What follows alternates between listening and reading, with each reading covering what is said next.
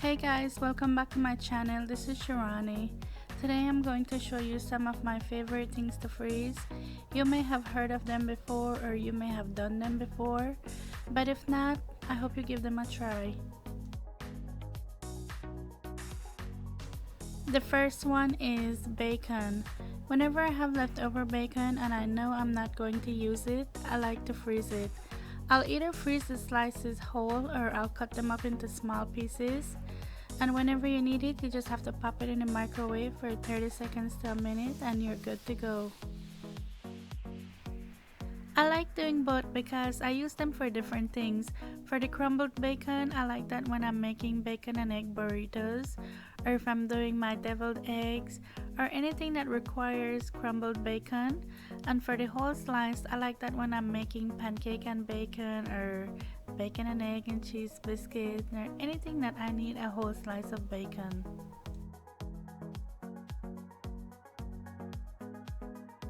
Number 2 is sausage. I like doing this when I get a good sale on sausage. I buy it, but I know I'm not ready for it. So what I'll do is I'll just portion it off and freeze it. And I like using this for things like burritos again, when I'm making sausage and egg burrito, or when I'm making sausage gravy for my biscuit.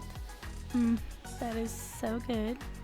So what I'll do is I'll just portion it off and take it out of the package and roll it into a log and put it in my bag and freeze it. When I'm ready for it, I'll just pop it in the microwave for about 30 seconds and then it's ready to cook. Number 3 is peppers.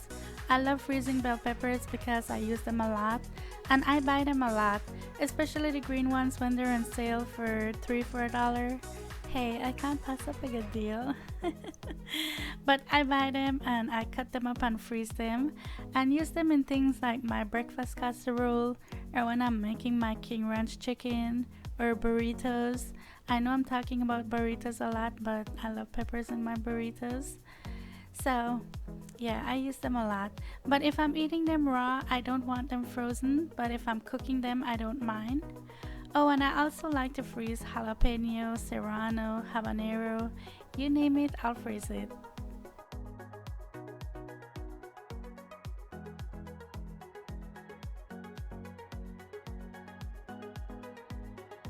Speaking of peppers, number 4 is pickled jalapeno peppers. I use this a lot in my Belizean cooking. I use this when I'm making escabeche or cheese dip. So if I buy a big tin and I know I'm not going to use all of it, I'll freeze it. And when I'm ready for it, I'll just take it out of the freezer and let it thaw out before I put it in a pot.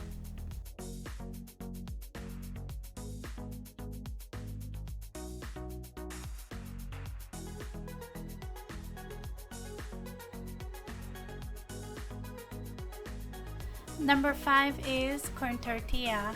You can come to my house any day and you'll find corn tortilla in the freezer. I use this a lot. I love using this for recipes when I have to cook the tortilla. So when I'm making things like my King Ranch chicken or my Belizean Garnaches, I love using this. But if I'm eating something like tacos and I want fresh tortilla, I prefer to just get it fresh from the store and eat it, and then I'll just freeze the leftovers.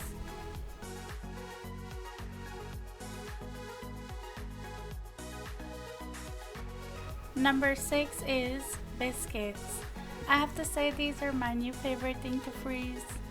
So I'm using my own recipe here, but I changed it a little bit.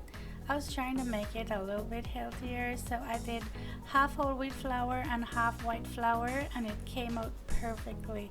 You have to give it a try.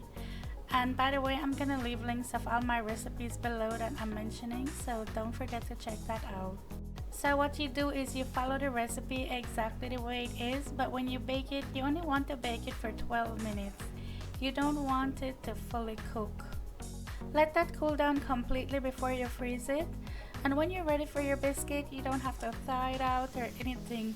Just take it out straight from the freezer and into the oven. So just bake them at 350 degrees Fahrenheit for 10 minutes. You just want to give them enough time to puff up a little bit more and to heat up.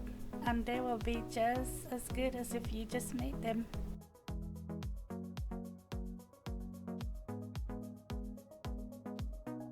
Number 7 is leftover masa and cul from tamales. I don't know about you guys, but whenever I make my Belizean tamales, I always have something left over and I never want to throw it away because it's so good. So I always freeze it. And whenever I'm making tamales again, so say I'm making tamales tomorrow, I'll leave the masa and the cul sitting out in the sink overnight and let that thaw out completely. And when I'm ready to make tamales, I just put the cul in the pot with the fresh new cul and the masa with the fresh new masa, and it works all the time. I do it all the time, so trust me on that. Number 8 is coconut oil. Whenever I go back to Belize, I always make sure I bring back my coconut oil because it's the best. I still can't find a coconut oil here that tastes as good as the one in Belize. So I always make sure I bring back enough and I freeze it. And whenever I'm ready for it, I always just run it under some hot water so it could melt and put it in a container, and then I have nice homemade coconut oil.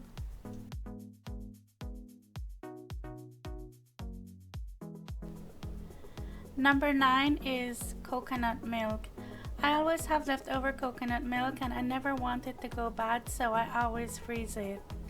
When you're ready to use it, all you have to do is let it thaw out completely and then you put it in whatever recipe you want. I like using this when I'm making my Johnny cake or my coconut curry shrimp or rice and beans.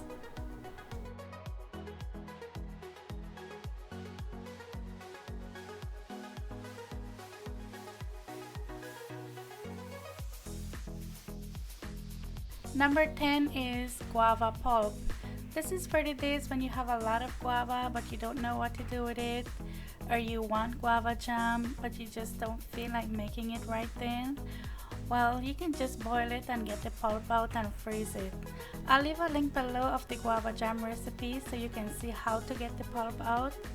So all you have to do is freeze it, and when you're ready for it, just let it thaw out completely and then you can go ahead and make your jam. Anyway, so I hope you enjoyed these tips. If you have any for me, please leave them below because I would love to know. And as always, thank you so much for watching. Thank you for subscribing. If you have not yet subscribed, please don't forget to do that. And I'll talk to you in my next one. Take care. Bye.